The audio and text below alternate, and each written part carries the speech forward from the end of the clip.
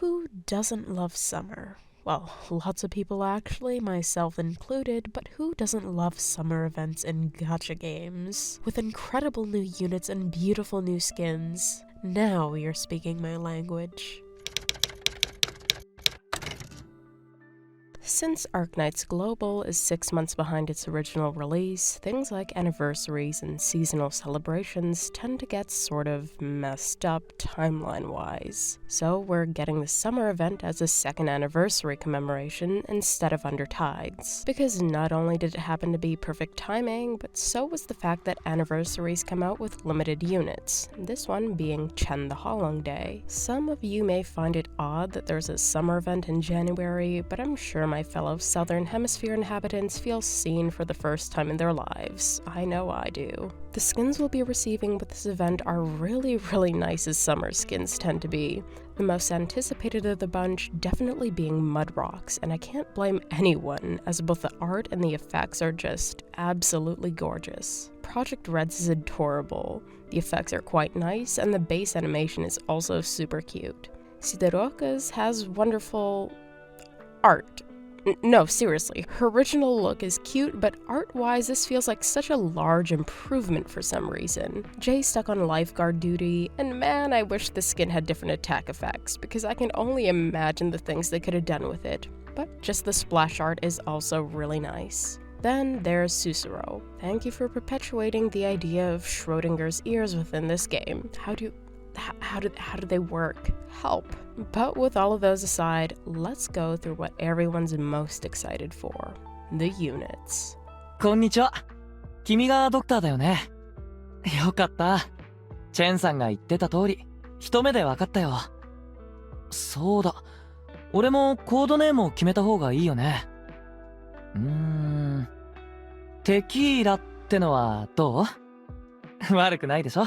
Seems like the Arknights devs heard the term Golden Retriever Boy and took it quite literally. Tequila's much more special than any other Golden Retriever Boy though, because he happens to be the first member of a brand new archetype, Liberator Guard. With welfares, I always write their stats as if they're at max potential, since you should be aiming to get them there, and now I've also decided to include the bonus stats you receive from getting them to max trust. While his skills aren't active, he won't block any enemies, and his attack will gradually increase up to plus 200% after 40 seconds have gone by, this resetting each time after you use a skill and it ends. Thankfully, this round number makes his stat sheet easier to write out, as both his skills have a 20-second charge time. I have the stats for how much extra attack he'll have gained by then, being plus 100%, as well as the total plus 200% if you want the highest results possible. Just so that he isn't 100% useless while waiting for his skills to charge, his talent makes it so that each time he's attacked, he'll deal a certain amount of damage to the enemy who targeted him, that being 13% of his attack at E1 or 23% at E2. On his stat sheet, I put both the minimum value this will be, not having his extra attack charged up yet, as well as the maximum value. His first skill increases his attack speed by 38, allowing him to attack once every 0.87 seconds, and makes each of his attacks deal 150% physical damage. Since this takes 20 seconds to charge and it starts off with no initial SP, if you decide to use it the moment it's fully charged, he'll have an extra 100% attack from his trait, raising it to 918 at E1 max or 1056 at E2 max, with the skill's damage multiplier. Although, if you don't urgently need him to start attacking or blocking, waiting an extra 20 seconds will fairly significantly raise this new attack value, leading it to be 1377 at E1 or 1582 at E2. Using his E1 stats to compare, since he'll be able to attack 22 times during this skill, if you let it charge for 20 seconds, he'll deal a total of 20,196 damage during it, but if you wait 40 seconds, that's raised to 30,294. If you so choose to M3 this, the attack speed increase is now raised to plus 50, allowing him to attack once every 0.8 seconds, and each of his attacks now deal 170% physical damage. This doesn't decrease the charging time, rightfully so, which means that if you use it immediately after it's charged, each attack will deal 1,197 damage, or 1,795 if you wait a little longer. Skill 2 makes waiting for the full attack boost much easier since it has a charged effect. Note that the first time you use it, you have an initial 10 SP, so if you use it as soon as it's ready or even as soon as it's charged, the numbers will be a little lower than this. So this goes for the second time using it onwards, or first time if you choose to wait an extra 10 seconds once it's fully charged. Anyways, this skill increases his attack range, hits 2 targets simultaneously, and each attack deals 200% physical damage. Since this is the non-charged version of his skill, he'll only have the plus 100% attack, leading it to be 1224 at E1 max, or 2448 counting in the 2 enemies it hits, and 1408 at E2, or 2816 once again with the 2 enemies divided. That's not bad, but with a charge effect, it makes one hell of a difference. Not only doubling the duration of this skill, going from 15 seconds up to 30, but also allowing him to attack 3 enemies instead. Plus, waiting for it to be charged gives more time for his natural attack to increase. So now, each attack deals 1836 damage at E1 and 2112 at E2. Counting in the damage he'll deal if he's hitting the 3 enemies he can, those numbers respectively go up to 5508 and 6336. M3ing it doesn't make that big of a difference on paper, only increasing the damage it deals up to 230%, making his non-charged attack be 1619 or 3238 counting both enemies, and 2429 when charged, bringing the total triple enemy hit damage up to 7287. Tequila may be the first of this archetype, but boy does that make me excited for what's to come. Him not being able to block for extended periods of time sounds like it could possibly be a hassle, but as long as you've placed him where that's not an issue or you have impeccable timing skills, I'm sure he'll be fun to use. ドクター、こんにちは。私、チェンさんに勧められてきたんだ。名前はラファエラっていうの。今日から正式にロドスに入るよ。コードネーム？じゃあ、ラプルマって呼んで。Another brand new archetype has arrived in the form of Pluma, being our first and currently only Reaper Guard, which is essentially an evolution of the Musha Guard. Can't be healed by allies, so instead recovers 50 HP every time she hits an enemy. She can hit all enemies within her range, but only block 2 of them, and she can also recover HP on hit up to her block count.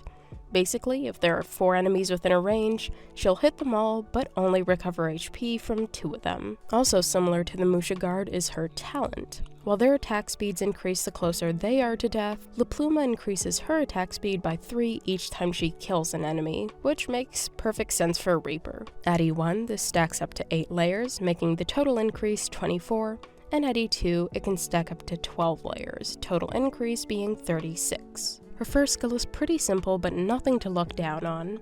Every 4th attack will deal a double hit, each one dealing 135% physical damage. At E1 max, that brings each attack up to 834, just counting in the damage increase, and 1168 counting the double hit. While at E2 max, those numbers are 979 and 1958. In a vacuum, this is already good. Many other guards have first skills similar to this that are perfectly usable, but taking into consideration the fact that she hits every single enemy within her range, this serves really well as a consistent burst damage skill. If you so choose to M3 this, it now happens every 3rd attack, and the damage dealt is now 165%, bringing those numbers up to 1196, or really 2392 since it's a double hit. Skill 2 is what I like to call pure insanity in the best way possible. It reduces her attack interval by 35%, increases her attack by 55%, and when attacking enemies who are under 50% of their HP, she further increases her attack by 40%. Before I get into the numbers, I need to say I'm not 100% sure what the last part means. As in, I'm not sure when she's targeting said enemies, it counts as if there's a 95% attack increase, or if that 40% increase is on top of her already increased attack. I'm pretty sure it's the latter because of how it's worded, so I'll be speaking of it as such, but either way, as you can see, I've included both stats just in case I'm wrong. and it doesn't make too much of a difference anyways number-wise. Now, this is assuming she's already killed some enemies beforehand, so at E1 max, counting in her talent, she'll be attacking once every 0.85 seconds with an attack value of 972.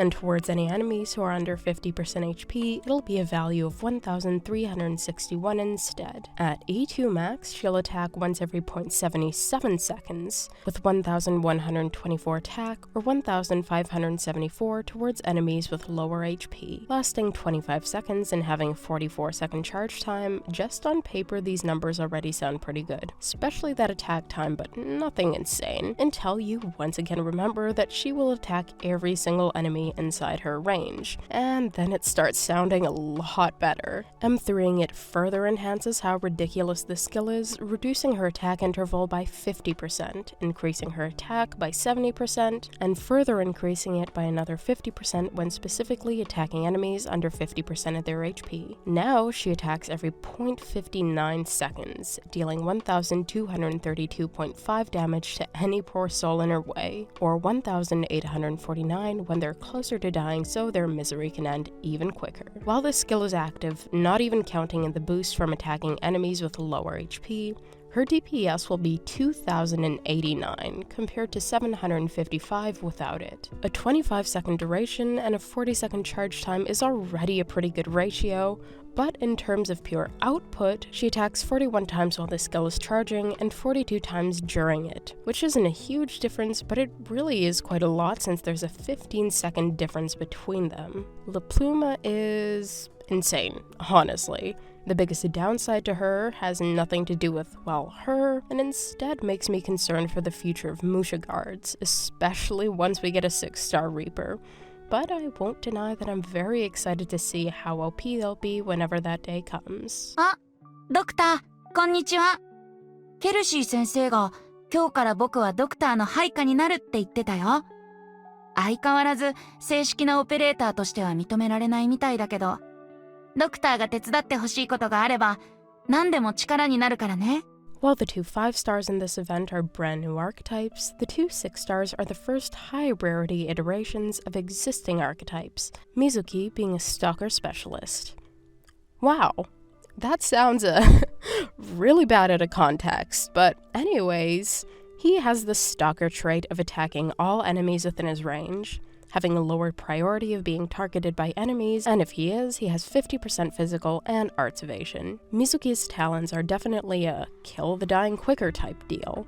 The first one dealing an additional bit of damage to the enemy who has the lowest HP each time he attacks, that being 30% of his attack at E1 and 50% at E2, while his second talent increases his attack by 10% when there's an enemy with less than 50 HP within his range, the numbers for which will be on screen on his stat sheet. With his first skill, every 8 seconds the next attack deals 230% physical damage, and his first talent of dealing an extra bit of damage has a 2.3 multiplier. At E1 max, this increases his attack to 1,845, and the extra damage to 553. At E2 max, it brings his attack up to 2,242.5 or 2,467 when there's an enemy with low HP within his range, and the extra damage is 1,121. 2 charges of this can be held, which is always a nice bonus, and if you want it to be 3 charges, all you have to do is M1 it, but if you go all the way and M3 it, the next attack now deals 300% damage, bringing it up to 2,925 or 3,217.5 when there's an enemy who's low on HP in his range, and the talent multiplier is now 3, bringing that up to 1,462.5. The biggest downside to stalkers, never getting used to that archetype name, is without a doubt their lengthy attack interval, so Mizuki's skill 2 helps greatly with that by reducing it by 1.2 seconds, allowing him to attack once every 2.3 seconds. It also increases his attack by 20% and allows his first talent to target an additional enemy, as well as inflicting bind to them for a second. This attack increase brings him up to 962 at E1 max, and the 2 enemies with the lowest HP will be inflicted with an extra 289 damage. At E2 max, it brings his attack up to 1,170 or 1,287 with his second talent, and his first talent deals an extra 585 damage or 643.5. Just with that in mind, this skill is already quite good. but no doubt the best part of it is the extremely low charging time of 19 seconds, the same as the skill's duration. If you wanted to charge even faster, at M3 it reduces the charge time to 15 seconds and increases the duration to 21. It also decreases his attack interval by 1.5 seconds, letting him attack once every 2 seconds. Increases his attack by 30%, leading it to be 1267.5 or 1394, and the bind effect will now last 1.3 seconds. Because of his increased attack, the 2 enemies to whom this will be inflicted on will get an extra 634 or 697 damage. Skill 3's biggest asset is the fact that its range is expanded to a ridiculous level, keeping in mind that Mizuki attacks every single target in his range. Beyond that, it increases his attack by 105%. His first talent now affects 3 enemies and it stuns them for a second. His new attack is now 1999, and the extra damage 3 enemies will be receiving is 999.5. If at least one enemy in this huge range is under 50% HP, those numbers will be respectively 2198.5 and 1099 instead. The demerit to the skill is that whenever he attacks less than 3 enemies, he'll lose 15% of his max HP, that being 263.7. But that won't be an easy demerit to achieve considering the range. M3ing this further increases his attack by quite a bit, being plus 150%, raising his new attack all the way up to 2437.5, and the extra up to 1219. We're counting in a second talent, 2681 and 1340.5 respectively. He now also loses 12% of his max HP as a demerit instead, being 211. This skill is really good. Keep in mind that it does take quite a bit of time to charge at 60 seconds when M3'd or 70 at level 7. And while it lasts half that time, that's only 8 attacks for him. Overall, Mizuki's a great first 6-star of this archetype, having really versatile skills and utility despite being such a niche unit. Plus, he also has really pretty 2 art, which is always a fantastic bonus. チェン、ドッソレスシティでの休暇から帰還した。こたびの休暇について、私は少なからぬ報告書を書かねばならないが、通りがかったし、挨拶だけはしておく。任務に出るなら声をかけてくれ。もう休暇は終わったから、いつも通りで構わない。Now we arrive at the unit plenty of you have been the most excited for.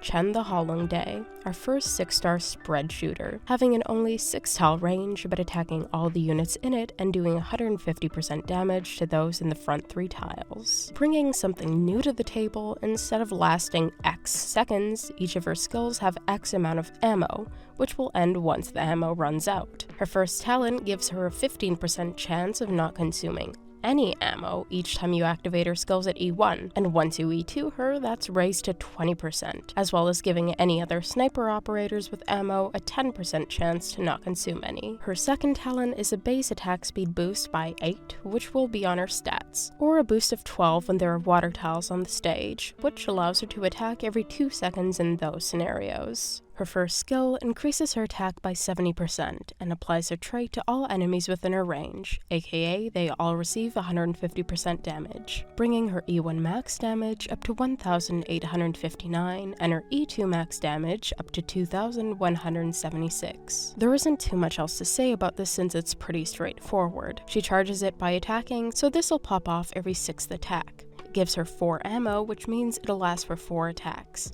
But you can deactivate it beforehand if you so choose. Just to have the numbers here, M3ing it increases her attack by 100% instead, leading it to be 2,559. Moving on to the next skill, this does quite a bit more. First off, it increases her attack by 65%, but beyond that, each attack will create a layer of sticky liquid within her range that inflicts minus 30% movement speed and minus 150 defense to any ground enemies within it, pairing well with any other physical damage unit who can also attack those enemies. This sticky liquid lasts 5 seconds each time she attacks, but does not stack. The attack increase brings her up to 1,203 at E1 and 1,804.5 with her trait, and 1,407 at E2 with 2,110.5 as her trait attack. This would normally have 8 ammo, but has 20 instead if you choose to wait until the skill is charged to activate it. Having a charge time of 24 seconds, it'll take 48 for it to actually have the charged effect, which isn't bad at all considering that even if she is constantly attacking and runs out of ammo as quick as possible, at E1 that'll take 46 seconds, or 42 at E2 in a non-water towel environment, giving it an excellent time and effect ratio. M3ing this gives the sticky liquid an ability to inflict minus 35% movement speed and minus 170 defense to enemies. It raises her attack by 80% instead, making it 1,535 or 2,302.5 towards those in the front tiles. Skill 3 is essentially a fusion between her first 2 skills as well as an extended range. It increases her attack by 70% and applies her trait to all enemies within her attack range, as well as dealing a double hit, bringing her damage numbers up to 2,175, or technically 4,350 counting in the double hit. On the sticky liquid side of things, once again, it lasts 5 seconds and starts up each time she attacks, but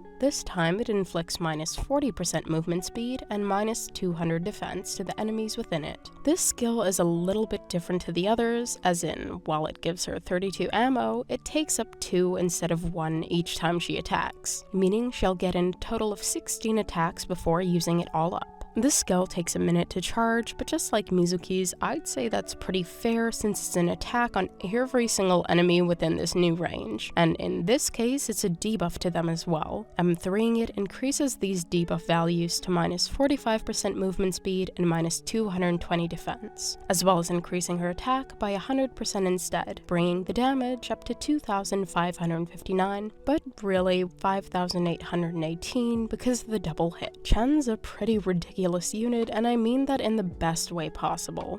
I can absolutely see why so many people want her even beyond the waifu factor. Although, not to be a downer, but on a completely non-gameplay related note, it does make me worried for what's to come, considering she's a limited summer unit. If what I just said means nothing to you and you don't see cause for concern, all I need to say is that I've been playing FGO since 2018, and Arknights, don't you dare go down that path. And that's it for this one.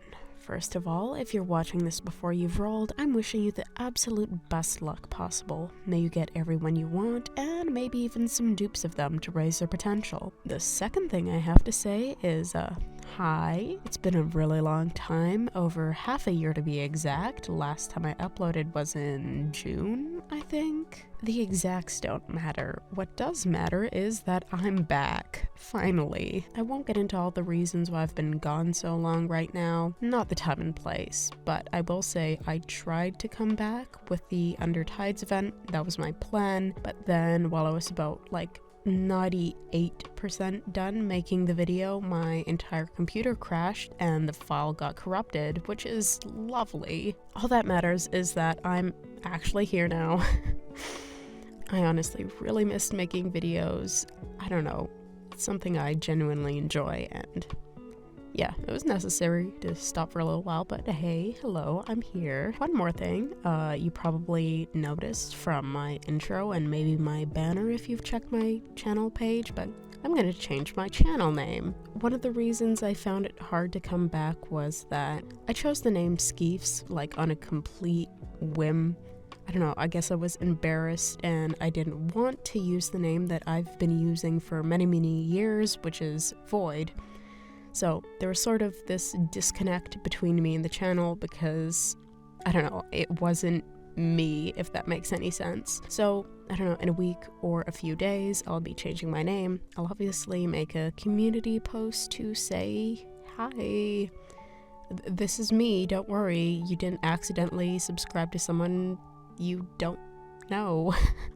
But yeah, and that's it for those, not announcements, I don't even know. That's it for that ramble. If you're somehow new here, if this got recommended to you despite the fact that I've been dead, welcome. Feel free to stick around if you enjoyed this. I will be sticking around myself this time, so hey, why not? And to everyone just in general, thank you very much for watching. It really is nice to be back, so I do hope you enjoyed the video, and That's all I have to say, so I'll see you another day. Seriously.